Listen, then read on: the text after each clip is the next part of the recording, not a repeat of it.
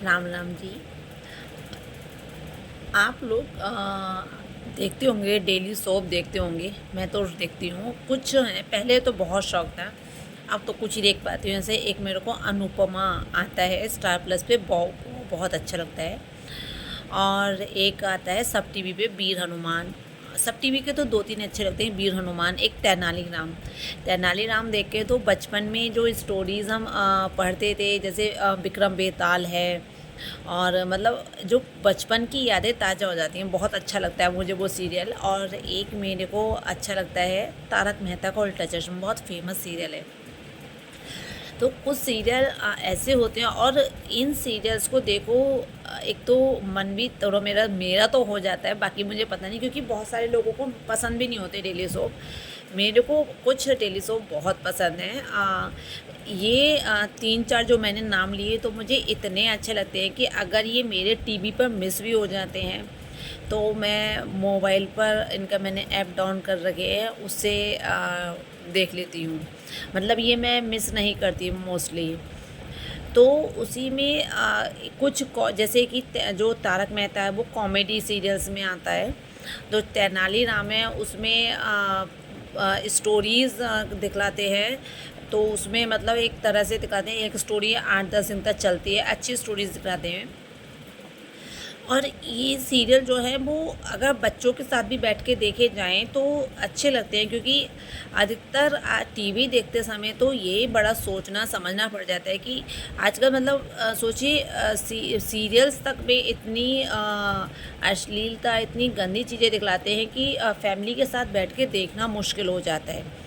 लेकिन ये सीरियल फिर भी सही है। हालांकि कभी कभी मुझे तारक मेहता में जो एक किरदार है जेठालाल, और एक है वो उसका बबीता का, उन दोनों का जो केमिस्ट्री दिखलाते हैं वो कभी कभी थोड़ा सा चीप, थोड़ा थोड़ा मेरे को कभी कभी चीप लगता है कि नहीं, बच्चों के सामने इन चीज़ों को रिप्रेजेंट नहीं करना चाहिए। लेकिन फिर ये भी सोचती हूँ, हम आज के समय में कहाँ तक बच्चों को इन चीज़ों से दूर रख जाएंगे। तो उसका मैंने यही सॉल्यूशन निकाला कि हम चीज़ें बच्चों के सामने देख रहे हैं तो उनको सही एक्सप्लेन करें, तो फिर भी स्थिति थोड़ी नॉर्मल हो जाती है। लेकिन फिर भी ठीक ठाक है, बहुत ज़्यादा चीप या बेकार सीरियल नहीं कह सकती मैं। अच्छा लगता है, उसके कंटेंट जो होते हैं वो अच्छे लगते हैं, स्टोरीज़ है, और जो उसमें हास्य होता है वो नेचुरल लगता है, हू हा ज़्यादा नहीं लगता। जो आजकल कभी मैं एक उसमें देखती थी कपिल शर्मा शो में, तो उसमें काफ़ी ऑड कॉमेडी दिखलाते थे, और उसमें मतलब फालतू का ही हंसना हंसाना वो लगता था। तो वो मैंने बंद कर दिया। वो सीरियल तो नहीं था, वो तो कॉमेडी शो था कपिल शर्मा का, तो वो मुझे नहीं अच्छा लगा। तो ये देखते हैं। तो अनुपमा में एक अभी जो चल रहा था पीछे, मैं सीरियल देख रही थी, उसमें एक डायलॉग मुझे बड़ा अच्छा लगा। इंसान की जो ज़िंदगी है वो झूला होनी चाहिए, कुर्सी की तरह नहीं। सुनने में एकदम समझ में नहीं आया ज़िंदगी का झूला और कुर्सी से क्या संबंध है, लेकिन बहुत अच्छा एक्सप्लेनेशन था कि जो कुर्सी होती है वो रिजिड रहती है, एक जगह स्थिर रहती है, और जो झूला होता है वो अप डाउन होता रहता है।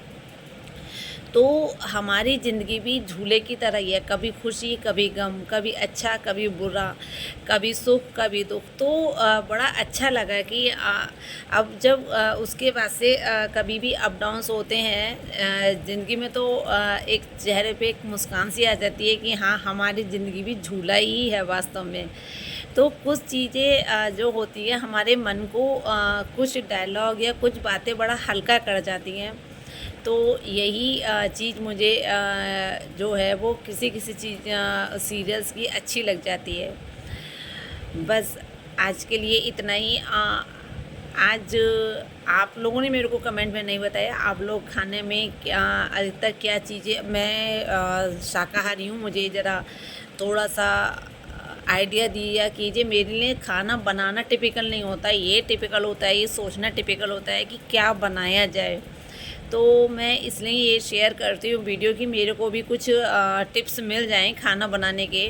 या क्या बनाएं तो मेरे लिए बड़ा इजी हो जाएगा। तो प्लीज़ मुझे सब्सक्राइब कीजिए और कमेंट में ज़रा टिप्स बताइए कि आप लोगों को क्या क्या पसंद है, आप लोग क्या क्या घर पे बनाते हैं, जिससे उससे आइडियाज़ लेके मैं भी अपना थोड़ा मेन्यू डिसाइड कर सकूं। बहरहाल तो आज जो मेरा मेन्यू है खाना बनाने का, वो है मूंग की धुली दाल और रोस्टेड आलू।